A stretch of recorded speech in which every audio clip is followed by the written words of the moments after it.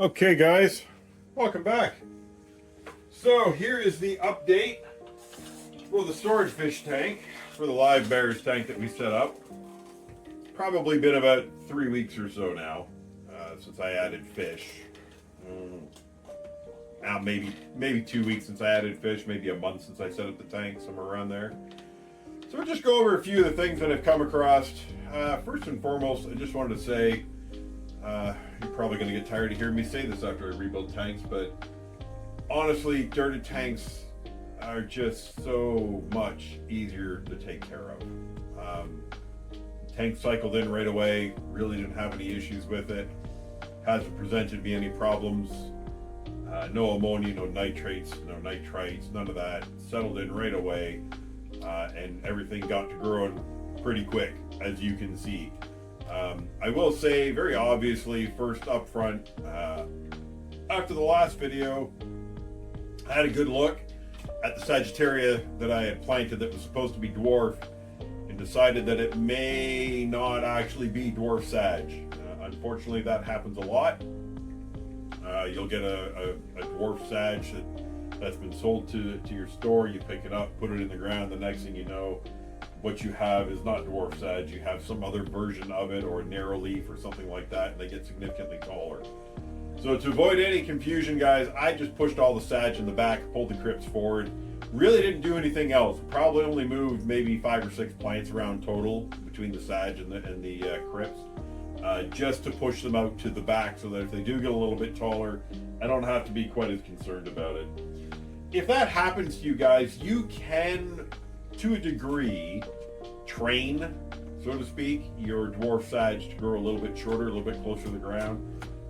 You do have to keep trimming it, and you do also risk killing it, because when you're trimming it, it's not like trimming a stem plant or anything. You're actually cutting through the broad part of the leaf, which means it very well may just die. Well, that leaf will die later. You got to hope your growth keeps up with what you're trimming. So if you're going to go that route, be careful. It does work. I've had success doing it, but it's an ugly process to go through, and you have to stay on top of it. I find in those cases, if you really want a lower carpeting plant, you're better off to just rip out that and put something else in. So, growth has been great. Tank settled in quick. It's time for me to start reducing the feeding so I don't get a buildup across the bottom. I've been feeding this tank pretty much 5 or 6 days a week, and like letting it settle on the last day or last couple days. Typically I'll feed a tank like that only a few times a week. You don't need to keep putting food in it. I only do that at the beginning because I feel like there's a little bit less biological material in the tank, a little bit less natural, quote unquote, food for them to find. And these guys here, especially the male, he needs a little bit of fattening up. So I didn't mind overfeeding for a little bit, but it's time to cut back on that at this point. Tank settled in nice. We're not going to overdo anything. So the elephant in the room was the fish. These are actually not the fish that I ordered. I think I mentioned that on the first video. Fish I was supposed to get were, I'm going to say this wrong, Kotaku albino red-eye swordtails. I believe that's what they were called. They're really striking fish. They're supposed to be like silver and red with a red eye. And if I'm smart enough to figure out how to do it in editing, I'll see if I can't find a picture and stick it up here somewhere. Don't count on it. I'm not that good at it yet. However, this is interesting because I figured out what these fish are. And they are Kotaku red wagtail is what they're called. The interesting thing about it is I can't find these guys available for sale anywhere in my area. In fact, I went back to the place I got them from online, searched for these fish specifically, can't find them, searched for all swordtails just to make sure they weren't mislabeled, couldn't find them. Called the store and asked them, described the fish to them, they don't have them for sale. So I don't know how I ended up with these guys. I don't know if they were accidentally sent to me from another tank that they're holding for breeding purposes or selling purposes later. I hope it wasn't some guy's personal stuff he had in there as he was working there and I don't know what happened. I can't find them available for sale in my area. That might actually work out to my advantage. If I actually get any kind of successful breeding in here, I might actually have something that a pet store wants. But like I said, guys, my intent here, it is a live bear setup. It is kind of a breeding tank in that it was heavily planted enough to allow some fry to survive. I am not expecting to get, I'm not expecting to make any kind of bank out of this tank. If I make a couple of extra bucks every now and then, great. But I'm not going to go through the labor of moving fish around into separate grows. I just don't want to go down that road, guys. It's too much work. If I can breed them in the same tank and I get a few that survive, that's what I'm going to do. Outside of that, no, not unless it's turned into a full-time job for me that I can pay my bills off of. That is not going to happen.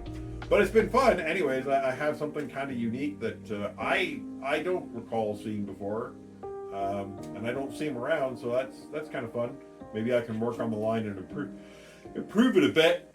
They're silver on 2 of the 4 that I got. They were all really, really silver when I got them with no blemishes. And now the 2 females have got a lot of sort of black highlighting through that silver part. Now, for me, I mean, it's fine, but they don't have that same striking appearance that the other ones do. So if I get around to a point where I get to breed them, maybe I can slowly breed at a higher quality to that. So, also, guys, you'll probably notice at this point my tank has gotten, and I know it's hard. I'm sorry, guys. The way I have this tank set up, it's on the top shelf, and I have a light that is on top of it, but it's about 6 inches from the water, and I don't have a cover on this tank. So when I'm filming it, I actually put a garbage bag over the top and over the light, so I get a little bit less glare. But I know this tank always looks cloudy when I film it because of the light and the way it shines in. It's not. It's actually very clear. There's a little bit of particulate matter in the water, but you have to understand, if you have a planted tank with all of that biological material in here, you're going to get particulate matter in your water as your plants break down, as the catapholes break down, as your wood breaks down. You're going to get that particulate matter. I know I didn't clean the sand and everything on this tank. Yeah. I know. That's not what we're looking at here anymore. Not at this point. This is just organic particulate matter that floats around in the water. The tank is fine and it's very healthy. But you'll notice it's gone rather yellow. There's a lot of tannin in this water. And that's true of most of my tanks. I put catapholes in all of my tanks. I usually keep a tannin level pretty high. It just adds that extra security against diseases and outbreaks and all kinds of nastiness that goes on in your tank sometimes if you have a really sterile environment. I know tannins are only part of it. There's a whole other bit about microfauna and that sort of thing. I'm not going to go down that road right now. But tannins are very important to your water. You don't have to have them. A lot of people don't like that look. I like low maintenance, simple tanks that I don't have to worry about all the time, and I find tannins help me do that. So that's where we're at. This water is getting relatively yellow looking. People would call it old water look. That's fine. There does come a point, like my snowball tank has gotten pretty dark. I will probably do a water change on that tank. It'll be the first water change I've done on that tank since I set it up, four or more months ago. And not because there's anything wrong with the water, guys. It just, tannins are a little bit too thick. The wood that I bought from Amazon is still leaching tannins out. So just something to deal with. I don't change my water on a regular basis, guys, in any of my tanks, even on a new tank setup. I know some people say, oh, when you set up your tank, you should drain it in a couple of weeks and drain out the water. Why? This is all just part of the system, guys. I mean, I'm not saying don't change your water. If you feel like that's something you need to do, if that's something you've been doing all the time, keep doing it if it works for you. More work than I want to go through, so I set up my tanks this way. That's most of the reason I use a dirted tank, and I put lava rock in them. So, growth in this tank has been fantastic. Let me see if I can get in close here. Now, if you remember, there were a couple of plants I moved out of my sun-kissed tank because they were not doing well. And you can see now how red this plant has got. The new leaf that's growing in it, new leaves, very, very healthy looking. And we'll go over here. Now, I don't know if you can tell, it's hard to see, but two of these great big leaves on this plant here, brand new. They're starting to redden up, darken up. There's another leaf coming up through the middle. It's been really quick, guys. The growth is fantastic on this. And then the water, I think this is called water sprite. I've heard it called water sprite or water wisteria. I'm pretty sure this is the water sprite, like a broadleaf water sprite. It grows like crazy, especially in a new tank setup. If you get a new tank, even if you don't want this plant in your tank, like permanently, just grab it and throw it on top, let it float around. It'll suck up all the toxins, all the ammonia in your tank in the initial setup phase, and you just won't have to worry about it. So the growth in here has been great. You can see in the back, I moved all the sag into the back, and we just pulled all of our crypts forward. These guys all school together in this corner sometimes. I don't know where my Corys have gone. I was going to show you the new one. He's colored up now, probably just about as dark as his buddies in this tank already, which is great. Means everybody's healthy. So guys, dirty tank, month old, no issues, no problems, lots of breeding activity. I'm pretty sure at least 2 of the 3 females in here are pregnant, although to be fair, I think they came that way. It's taken the male a little while to sort of come into his own, start what do you call it, herding the females around the tank. I'm not sure. They weren't paying much attention to him when I first put him in here. So he was definitely not the stud in the tank they came from. But he's the only one here now, so he gets to be the stud. I've definitely seen breeding activity. Like I said, I'm kind of under the impression at least 2 of the females in here are already pregnant. Maybe all 3, but the one seems a little young. And she has the best color. I'm hoping for really good looking females out of her so I can cycle out the 2 that have gone kind of a little bit darker and get a higher quality. Even the Corys, guys, like I put the Corys in here and I picked up a new one, and almost like 2 days after I started seeing breeding behavior. No eggs. And again, guys, I mean, breeding behavior is great. It excites me only in the fact that I know that the fish are healthy and the tank is healthy. Outside of that, I'm not concerned about breeding Corys. I mean, maybe if I saw a bunch of eggs on the side of the glass, maybe I'd throw them in a breeding tank and see what happens. It's just not a road I want to go down right now. It's more effort than I want to get into. But it does say that the tank is healthy and that things are going well, and there's, I don't need to worry about it. So I don't check the water as often as I used to on this tank now. To be fair, like I said before, I rarely check the water quality on my tanks. It's not something very often that I get into. However, on a brand new tank, you should pay attention. So I've just about quit anymore. The readings pretty much come back identical from one to the next to the next. I think in the very beginning I had a quick hit of slightly, and I say high nitrates. It's only based on your like your test says, oh, this is a high level. Guys, if you have high nitrates, put a plant in, put a floater in. I don't know what level nitrates have to get to be harmful to your fish and your shrimp in a tank, but it's a whole lot higher than when a test strip says it is dangerous. Stick a couple of floaters in your tank, let them suck up the nutrition, and then pull them out if you don't like them. Put some more plants in your tank.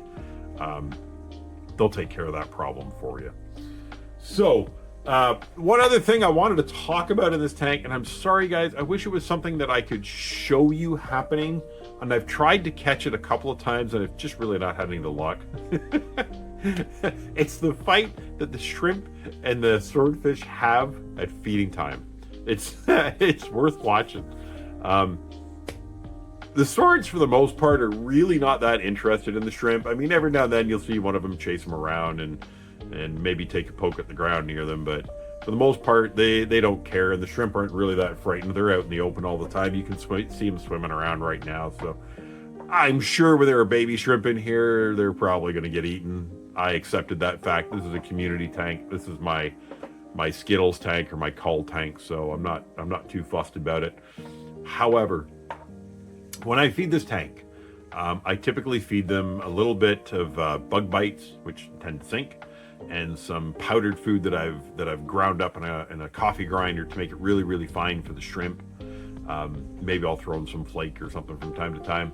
But it's really quite funny because when the bug bites land on the ground, the shrimp will swim by, grab hold of one, and then try to take off with it. Swim to another part of the tank or crawl, because to a shrimp a bug bite's heavy, I guess.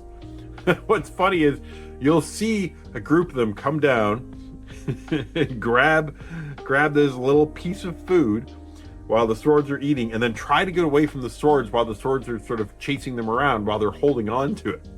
The swords are not actually after the shrimp, they're after the food that the shrimp is holding on to. It's just a funny thing to witness around feeding time, guys. I love watching it. It's really quite hysterical to see how they all get along. Anyways, guys, outside of that, I don't really think there's a whole heck of a lot to talk about. Plant growth has been good. Fish health has been good. No issues with water chemistry. Lots of tannins in the tank. That's doing good. It probably is time for me to start reducing feeding. In a new tank, I'll feed a new tank pretty much every day for a short while. I don't feed it a lot, but I do feed it every day for a short while. This tank now is we're kicking around probably about a month, I think, since I added water to it, and 3 weeks or 2 weeks since I added fish to it. So it is time to cut back on the feeding. They don't need to be fed every day. They can hunt and peck around the tank now and find little bits of algae and microcrustaceans and that sort of thing, just like the shrimp do. So we're going to start cutting back on the feeding now. I'm sure that'll be fine. If I see any babies in here, we'll have to ramp it up a notch again, just so that there's some food in there for them. But that's it, guys. Simple. Add some dirt, throw in some sand, couple of plants, done. No problems, no mess, no fuss, no checking your water chemistry all the time, none of that nonsense. So guys, thanks for tuning in. This has been a blast. I hope I've taught you something. We'll get back to this later. Talk to you then.